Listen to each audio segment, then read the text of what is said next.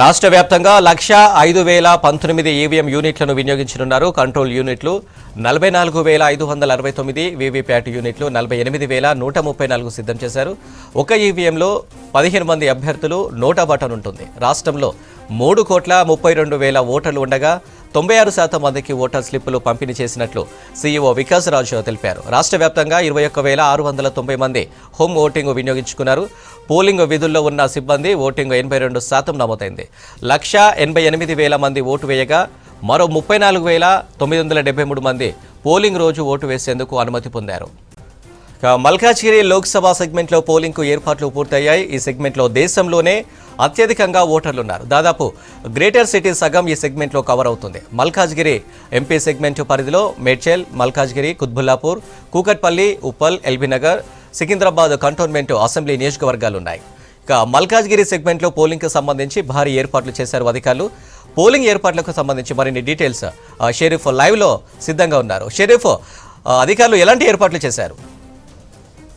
ఇప్పటికే లోక్సభ పోలింగ్ కి సంబంధించి అన్ని ఏర్పాట్లను కూడా ఎన్నికల కమిషన్ అధికారులు చేయడం జరిగింది. అన్ని పోలింగ్ స్టేషన్స్ లలో బిఎల్ఓలకు సంబంధించి ఎవరుతున్నారు వాళ్ళందరికి సంబంధించి ఓటర్ స్లిప్లు కావచ్చు అవన్నీ కూడా పంపిణీ చేసే ప్రక్రియలన్నీ కూడా పూర్తి చేయడం జరిగింది. కొద్దిసేపటి క్రితమే మరి కాసేపట్లోనే 7 గంటలకి షెడ్యూల్ ప్రకారం పోలింగ్ ప్రారంభమైంది. మల్కాజ్గిరి పార్లమెంట్ సెగ్మెంట్ ఓట్ల పరంగా చూసుకుంటే అతిపెద్ద పార్లమెంట్ సెగ్మెంట్ ఉంది. ఇందులో మేడ్చల్, మల్కాజ్గిరి, కుత్బుల్లాపూర్, కుకట్పల్లి, ఉప్పల్, ఎల్బీనగర్ కంటోన్మెంట్ మొన్నటి లాసనంత మృతితో ఆమె స్థానంలో ఇప్పుడు ఉప ఎన్నిక కూడా దీంతో పాటే జరగనుంది.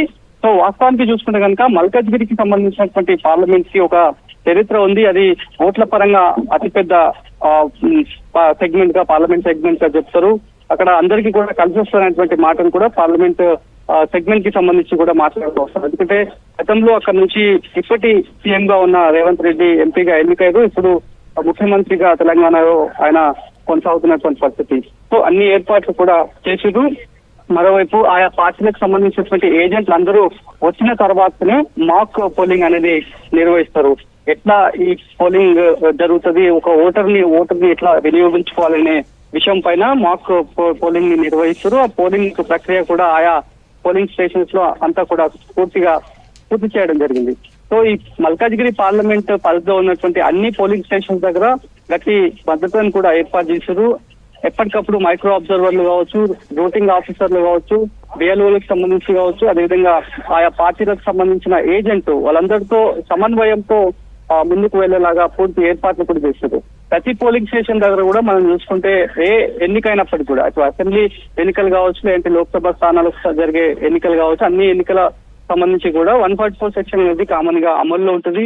ఎవరు కూడా నలుగురు నుంచి ఎవరు కూడా ఉండొద్దనేటువంటి ఆంక్షలు ఆయా లా అండ్ ఆర్డర్ పోలీసులు ఏర్పాటు చేస్తూ వస్తారు. మరోవైపు పటిష్టమైనటువంటి భద్రత కూడా ఉంటుంది. మరోవైపు అన్ని పోలింగ్ స్టేషన్స్ లలో కొన్నిటిని సమస్యాత్మక పోలీస్ స్టేషన్స్ గా కూడా ప్రతిసారి గుర్తిస్తూ వస్తారు. అక్కడ కూడా స్పెషల్ పార్టీకి సంబంధించి కావచ్చు, కేంద్ర బలగాలతో ఎప్పటికప్పుడు భద్రతను కట్టుదిట్టం చేస్తూ వస్తారు. ఎలాంటి అవాంఛనీయ సంఘటనలు జరగకుండా ఒకవేళ టెక్నికల్ గా ఏమైనా సమస్యలు ఎదురైతే కనుక ఆ సమస్యని అప్పటికప్పుడే సార్ట్అవుట్ చేయడానికి పూర్తి ఏర్పాట్లను చేయడానికి కూడా ఏసీకి సంబంధించినటువంటి స్పెషల్ టీమ్స్ ని ఏర్పాటు చేయడం జరిగింది.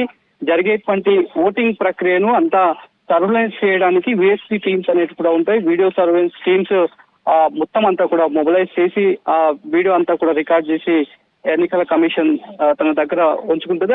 ప్రాసెస్ లో భాగమే ఇదంతా కూడా జరుగుతున్నటువంటి పరిస్థితి మనకు కనిపిస్తోంది. మరోవైపు 3 ప్రధాన పార్టీలకు సంబంధించి చూసుకుంటే కనుక ప్రచార హోరును మనం చూసినాం. ఎవరికి వారు గెలుపు పైన ధీమా వ్యక్తం చేసినటువంటి పరిస్థితి. మరోవైపు ఇటు అన్ని పార్టీలకు సంబంధించి కూడా ఇప్పుడు మల్కాజ్గిరి పార్లమెంట్ సెగ్మెంట్ చూసుకుంటే కనుక దాదాపు 7 కాన్స్టిట్యున్సీస్ లోనే బీఆర్ఎస్ పార్టీకి సంబంధించి కూడా పట్టు ఉంది కాబట్టి తామే గెలుస్తామనేటువంటి ధీమాను బీఆర్ఎస్ పార్టీ వ్యక్తం చేస్తున్నటువంటి పరిస్థితి. బీఆర్ఎస్ నుంచి పార్లమెంట్ మల్కాజ్గిరి పార్లమెంట్ అభ్యర్థిగా రాగిడి లక్ష్మారెడ్డి ఉన్నారు. భారతీయ జనతా పార్టీ నుంచి ఈటెల రాజేందర్, అదేవిధంగా కాంగ్రెస్ నుంచి సునీతా మహేందర్ రెడ్డి వీళ్ళంతా కూడా రేస్ లో ఉన్నారు. కాబట్టి దాదాపు ఈ మల్కాజ్గిరి పార్లమెంట్ సెగ్మెంట్ లో 30 లక్షలకు పైగానే ఓటర్లు ఉన్నారు. ఆ ఓటర్లు అభ్యర్థుల భవితవ్యాన్ని చెప్పనున్నారు.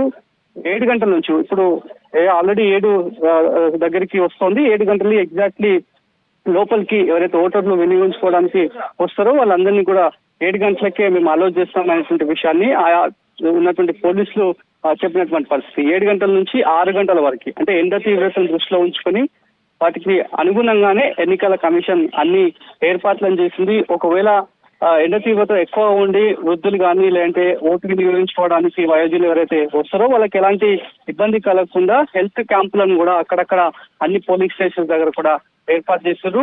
ఎక్కడైతే ఓటు వినియోగించుకోవడానికి వస్తున్నటువంటి వినియోగదారులు ఎవరైతే ఉన్నారో వాళ్లకు ముందుగా జారీ చేసినటువంటి ఓటర్ స్లిప్లు కావచ్చు, ఐడెంటిఫికేషన్ సంబంధించి గుర్తింపు ఆధార్ కావచ్చు, లేదంటే ఓటర్ ఐడికి సంబంధించినటువంటి ఆ డీటెయిల్స్ అవన్నీ కూడా చెక్ చేసిన తర్వాతనే లోపలికి పంపిస్తారు. అంతకంటే ముందే ఆయా పార్టీలకు సంబంధించినటువంటి ఏజెంట్స్ ఎవరైతే ఉన్నారో వాళ్ళకి దిశానిర్దేశం ఉన్న పోలీసులంతా కూడా చేస్తారు. అంటే ఎవరిని కూడా ప్రభావితం చేయకుండా, ఎవరిని కూడా అంటే వాళ్ళ దృష్టిని మళ్లించే ప్రయత్నం చేయకుండా పూర్తి స్థాయిలో ఇన్స్ట్రక్షన్స్ ఇవ్వడం జరిగింది. ఒకవేళ అలాంటి చర్యలకు పాల్పడితే ఖచ్చితంగా కఠిన చర్యలు తీసుకోవాలనేటువంటి ఉద్దేశంతో ఈసీ కూడా ఇప్పటికే లా అండ్ ఆర్డర్ పోలీసులకు కావచ్చు, డిపార్ట్మెంట్ లో సమన్వయం అనేటువంటి అన్ని శాఖలకు కూడా ఈ మేరకు ఇన్స్ట్రక్షన్స్ అయితే ఉన్నాయి.